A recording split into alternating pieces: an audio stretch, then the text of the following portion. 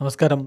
Raf talk ഫുട്ബോളിലേക്ക് എവർക്കും സ്വാഗതം. ഇന്നലെ ഗ്രഞ്ച കബാഡിയിലെ ട്രെയിനിങ് സെൻറ്ററിൽ മാധ്യമങ്ങളെ കണ്ടത് ബ്രസീലിൻ്റെ ടീമിൻ്റെ റെപ്രസെൻറ്റേറ്റീവ്സ് ആയിട്ട് ഡോക്ടർ റോഡ്രിഗോ ലാസ്മറും വെവേർട്ടനും അതുപോലെ കെസമിറോയുമായിരുന്നല്ലോ. റോഡ്രിഗോ ലാസ്മർ നെയ്മർ ജൂനിയറുടെ പരിക്കിൻ്റെ കാര്യം വ്യക്തമായിട്ട് പറഞ്ഞു. അദ്ദേഹത്തിന് ഗ്രേഡ് 2 മസിൽ ഇഞ്ചുറിയാണ്, ചുരുങ്ങിയത് 2-3 ആഴ്ചക്കാലമെങ്കിലും പുറത്തിരിക്കേണ്ടി വരുമെന്ന് പറഞ്ഞു. പിന്നെ കാസമിറോയുടെ മാധ്യമങ്ങൾ വീണ്ടും ചോദിക്കുകയാണ്, എന്താണ് നെയ്മറുടെ കാര്യം, അദ്ദേഹം ടീമിൻ്റെ മെയിൻ പ്ലെയർ അല്ലേ, മെയിൻ പ്ലെയർ ആവില്ലേ എന്നൊക്കെ ചോദിക്കുമ്പോൾ കാസമിറോയുടെ മറുപടി, ഡോക്ടർ ഇവിടെ വന്നത് നന്നായി. അല്ലെങ്കിൽ പിന്നെ ഏത് ഇൻ്റർവ്യൂവിന് ഇരുന്നാലും ഇപ്പോൾ നെയ്മറെക്കുറിച്ചാണ് ചോദ്യം. അപ്പോൾ ഡോക്ടർ വന്നത് നന്നായി, ഡോക്ടർ തന്നെ കാര്യങ്ങൾ വിശദീകരിച്ചിട്ടുണ്ടല്ലോ, നമ്മളത് റെസ്പെക്റ്റ് ചെയ്യണം. ഓൾറെഡി അദ്ദേഹം കാര്യങ്ങൾ വളരെ വ്യക്തമായി സംസാരിച്ചിട്ടുണ്ട്.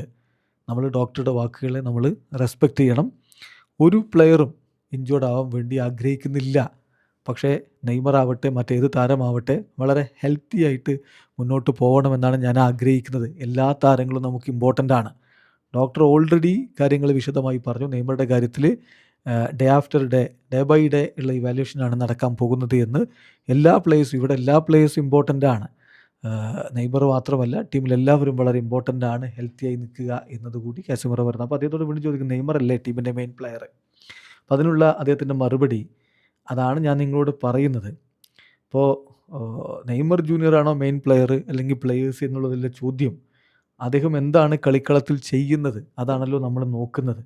എല്ലാവർക്കും മെയിൻ പ്ലെയർ ആവണം എന്നുള്ളതാണ് ആഗ്രഹം. ടീമിൽ എല്ലാവരും നന്നായി കളിക്കണം, എല്ലാവർക്കും മെയിൻ പ്ലെയർ ആവണം എന്നുള്ളതാണ് ആഗ്രഹം. ഈ ചോദ്യം, ടീമിലെ പ്രധാന താരം നെയ്മറല്ലേ എന്നുള്ളൊക്കെ ചോദ്യം, അത് കോച്ചിനോടാണ് ചോദിക്കേണ്ടത്. അല്ലെങ്കിൽ നെയ്മർക്കുള്ള ചോദ്യമാണ്.